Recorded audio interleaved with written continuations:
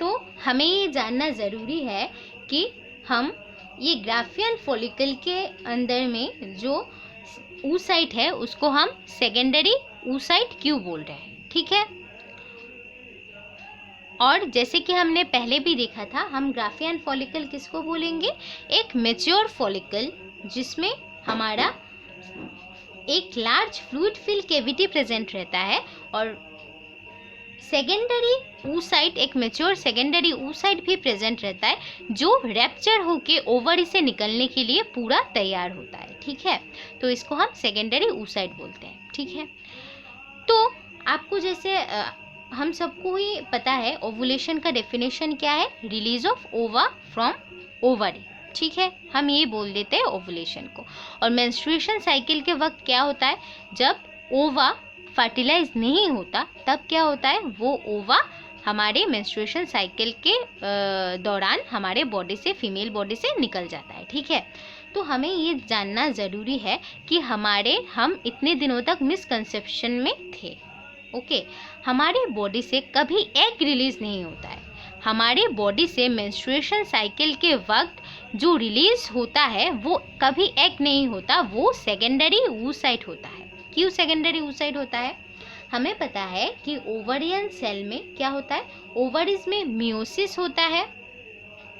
और मियोसिस के बाद ही ओवरी में क्या होता है, ओवा का प्रोडक्शन होता है। आफ्टर कंप्लीशन ऑफ मियोसिस ओवा will be produce in the ovary, ठीक है। तो हमें पता है कि मियोसिस के 2 स्टेजेस होते हैं, मियोसिस 1 एंड मियोसिस 2, ठीक है। तो हमारा ये जो हमारे ओवरी में जब ओवा का प्रोडक्शन हो रहा होता है तब क्या होता है, जब हमारे ड्यूरिंग प्रोडक्शन, जब हमारा oocyte, ये रहा हमारा oocyte जो अभी तक ओवा नहीं बना है, ठीक है, हमारा oocyte जब metaphase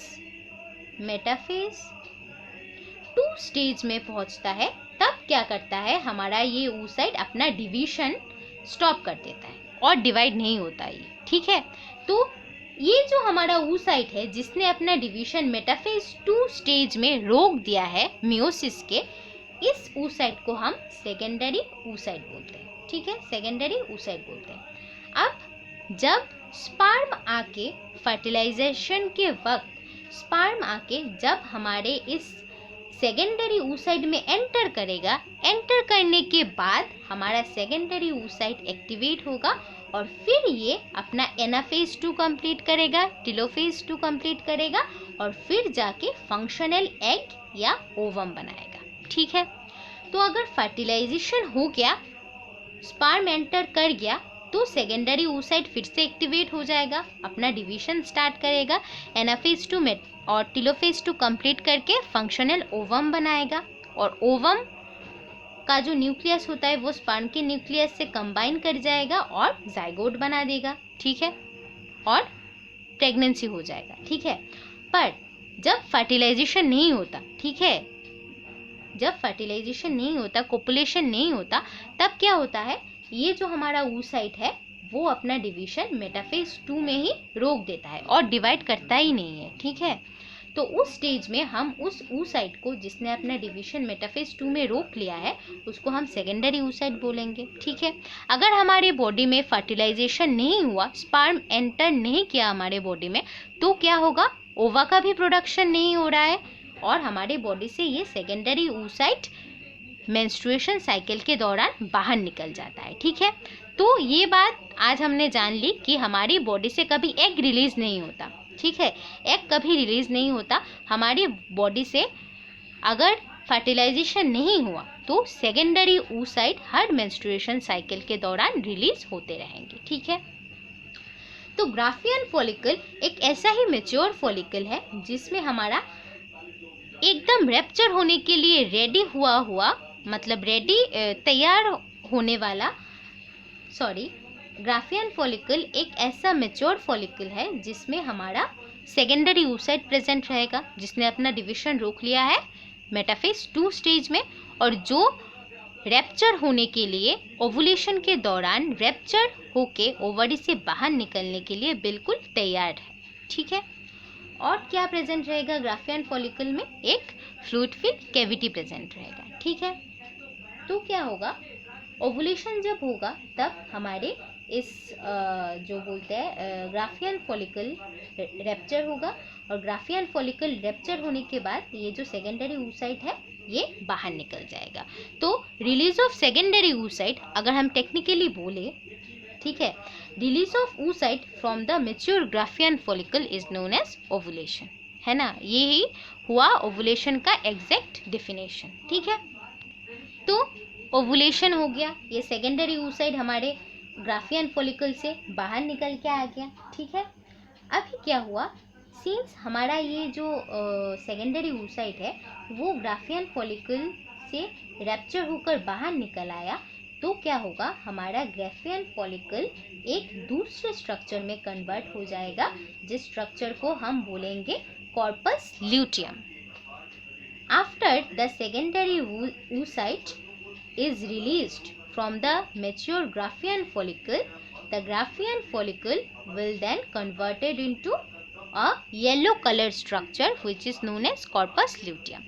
secondary oocyte Graafian follicle से निकल जाने के बाद हमारा जो ग्राफियन फॉलिकल बाकी रह जाएगा कुछ ग्रेनुलोसा सेल्स, फॉलिकुलर सेल के साथ, उस स्ट्रक्चर को हम बोलेंगे कॉर्पस ल्यूटियम, ठीक है। इसको हम येलो बॉडी भी बोल सकते हैं, कभी कभी येलो बॉडी बोलते हैं क्योंकि ये दिखने में येलो कलर का स्ट्रक्चर होता है, ठीक है। ये येलो कलर का स्ट्रक्चर होता है क्योंकि इसमें ल्यूटिन प्रोटीन जो होता है वो ल्यूटिन प्रोटीन प्रेजेंट रहता है, और साथ में कुछ कैरोटीन पिगमेंट्स भी प्रेजेंट रहते हैं। सिंस ल्यूटिन प्रोटीन एक येलो कलर का प्रोटीन होता है, इसलिए ये दिखने में भी येलो कलर का अपीयरेंस ले लेता है, ठीक है। तो क्या हो जाएगा, ये हमारा after the release of secondary oocyte हमारा जो ये ग्राफियन फॉलिकल है ये कन्वर्ट किस में हो जाएगा, कॉर्पस ल्यूटियम में हो जाएगा, ठीक है। एंड कॉर्पस ल्यूटियम क्या होगा, कॉर्पस ल्यूटियम हमारे येलो कलर का होगा due to the presence of luteum protein which is also yellow in colour and some amount of carotene pigment, ठीक है। तो देखो, हम ये जो कॉर्पस ल्यूटियम है ये इंपॉर्टेंट पॉइंट है, कॉर्पस ल्यूटियम को हम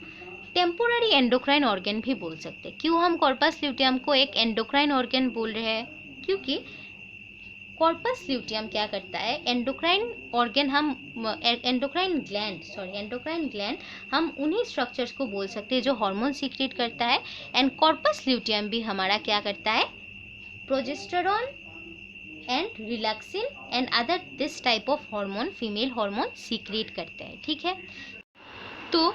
अगर ये सेकेंडरी oocyte रिलीज होने के बाद इसका फर्टिलाइजेशन नहीं हुआ तो क्या होगा, हमारा जो ये कॉर्पस ल्यूटियम जो है,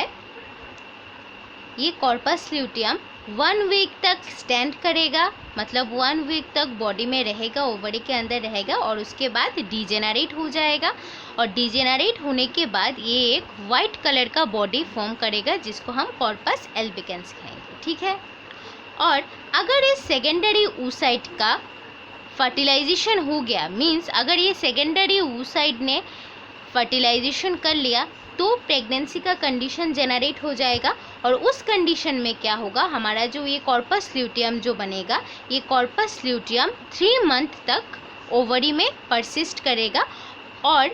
प्रेगनेंसी के 3 मंथ्स तक ये कॉर्पस ल्यूटियम फीमेल बॉडी में large amount of progesterone and small amount of oestrogen का सिक्रीशन करेगा, ठीक है।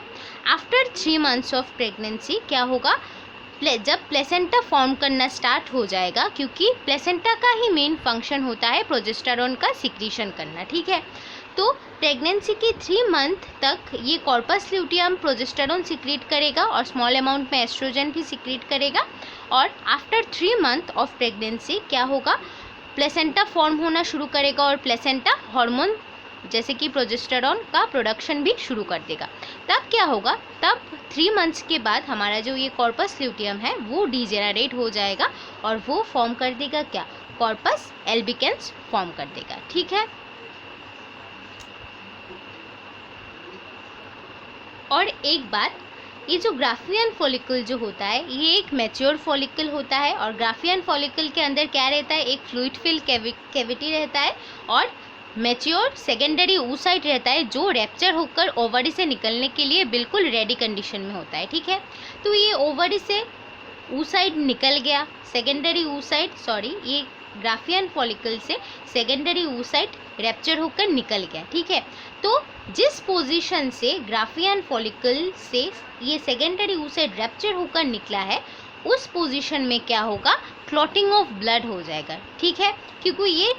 सेकेंडरी oocyte जो ग्राफियन फॉलिकल से निकला है वो रैप्चर होकर निकला है, इसलिए जिस पॉइंट से ये सेकेंडरी oocyte निकलेगा उस पॉइंट में क्लोटिंग ऑफ ब्लड हो जाएगा, ठीक है।